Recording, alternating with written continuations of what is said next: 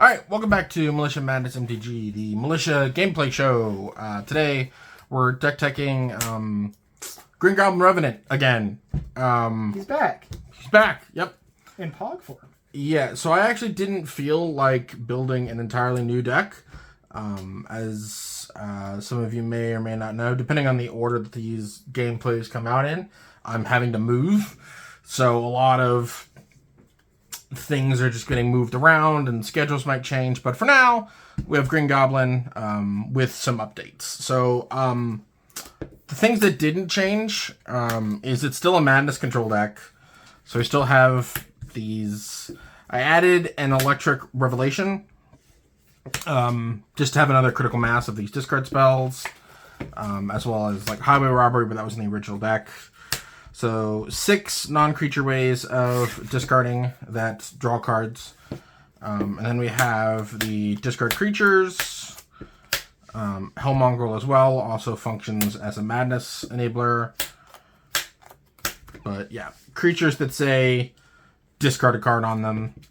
We have the Omen from Storm Sugar Feral, but apart from that, everything else is free.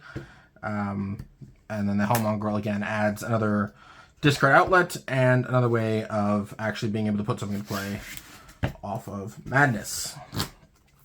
And then we have the Madness enabler stuff. So we have Kitchen Imp, which is great. Spider Islanders, Reckless Worm, Swarm. Those are all pretty standard. And then we added a Gis's Bidding, which puts 2 black zombies into play. Twins of Mauer State, which is just a 3-mana 3/5. And then I have a Gilt Blade Prowler as kind of a Madness payoff. You use this to draw cards and help recuperate the discard. Downside, same with Green Goblin. Green Goblin does the same thing. And then the rest of our deck is basically just removal spells, essentially. So on Fiery Temper, which is a Madness removal spell. Same with Electro's Bolt, Alchemist's Greeting, and Terminal Agony. These are all just Madness ways to kill things. This does have Mayhem, so that is relevant. This is not an instant speed 4 damage to something. It is sorcery speed, so you have to keep that in mind. But the other three are Madness enablers. So same thing with Spider Islanders as well. You do have to keep in mind that that is a Mayhem spell, so it does have to be cast at sorcery speed. Not relevant with Swarm because it has Flash. Pretty staple black removal. Cast out and go for the front, stuff out. You know, we're in black and we like removal spells. Red removal. The big 3, we're on them. Galvanic Discharge, Lightning Bolt, Chain Lightning. All ways of killing small creatures. Lightning Axe and Pumpkin Bombardment are more Madness enabler type things. Although it is nice with Pumpkin Bombardment and Lightning Axe, they have alternative modes. So if you top deck them super late in the game, you don't have to discard a card, but they're always going to be better when you do. Terminate is kind of like the last staple removal spell. Just really, really good. And then we have the alternative Lightning Strikes that see no play because Lightning Strike, Incinerate, and Searing Spear exist. But I wanted to get the more interesting ones that do other things. Because I'm not really interested in going to the face. Like, winning is kind of an afterthought. You win with what have you. You know, a Reckless Worm is good enough to take the game away. A Kitchen Imp can be good enough to take the game away. You'll find ways of winning the game. But really just being able to get small creatures out of the way and provide some sort of card selection or card advantage, I felt was more important than 3 damage to the face. So I'm playing these, which are Fire Prophecy and Manhole Missile. These are the same card. 3 damage to target creature, and then you may put a card from your hand on the bottom of your library and draw a card. And then Jaya's Greeting, which is 3 damage to target creature, scry 1. All at instant speed, all for 1 and a red. And then we're on Mana Cyclers, just to hit land drops. Very, very important. Our commander costs 5 and is very, very suitable towards removal spells. So I really, really want to be able to cast him again if somebody kills it. So getting up to 7 mana is kind of a priority.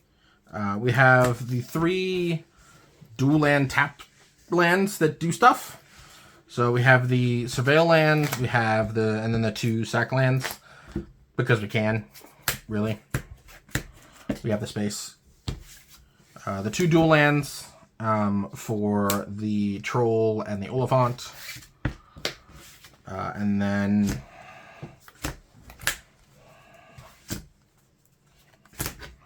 Seven and 7 basic lands. So that's 14, 15, 16, 17, 18, 19. And then a Bajuka Ball because it's kind of a free roll. 20 lands. I do want to make the comment of, I think you've seen a lot of 18 landers being put on this channel. And I think more from both Morgan and I think we're old enough and responsible enough to admit that that is irresponsible and wrong. 20 is where you should start. I don't care if you're like, but I have Ponder and Preordain. No. This is where you start, is 20. Every deck, minimum of 20 lands. It's just the amount of times we've played this format and we've wanted the 3rd land or the 4th land is ridiculous. We were greedy. We were wrong. Learn from our mistakes. Be better. So that's it for the main deck. Sideboard, pretty standard for the most part. I'm on the Red Blasts. They will be coming in. Spoiler for Wednesday. I have the Initiative. Well, I have the Monarch. Probably won't be coming in.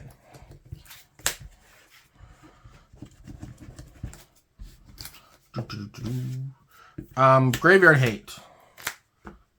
I play both because I don't really care about my graveyard. At least not main board. Cast into Fire and a Braid. It's Artifact Hate. So this is also just versatile against like other low to the ground creature decks. You can bring this in too. I like the versatility in both these cards, you know. You can bring both of these in against like really, really small creatures and you just kill 2 of them. Both good against green decks. Chainer's Edict and a Cursed Marauder. This used to be main deck, but I needed space to put a little bit more madness payoffs in. This could be Tithing Blade. And I should say there's a different version of this deck that I think plays like the Artifact engine.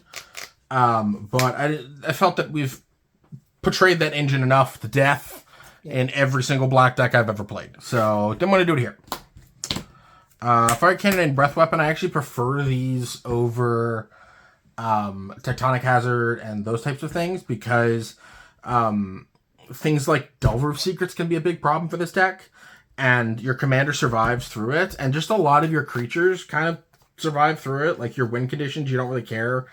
You don't really care if you're trading away like a swarm or something. But just a lot of your creatures just have big butts. So I just don't really care about them at all. So when you can play the 2, the number 2 is obviously better than the number 1. I don't need to teach you guys 4th grade mathematics. Run Fanged Flames just as another answer to Guard of the Guild Pact, but also just the number 4 is important. It kills Hazard of the Dunes. It kills Bannerhead Crew Shock. It kills an adapted whatever the crap.